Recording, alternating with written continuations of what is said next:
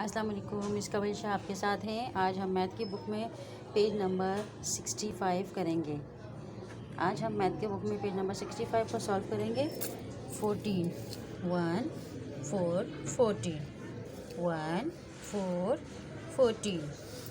अब हम इसे ट्रेस करेंगे। ठीक है बेटा, ये देखिए इस तरीके से 1 4 14।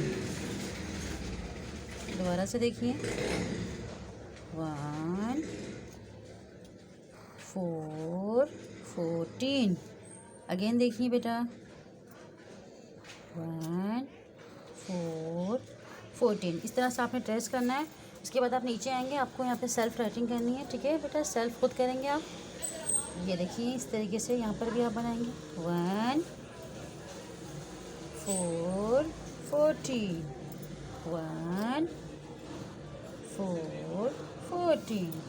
ठीक है बेटा, आपको नज़र आ रहे हैं 1 4 14 1 4 14 1 4 14 1 4 14।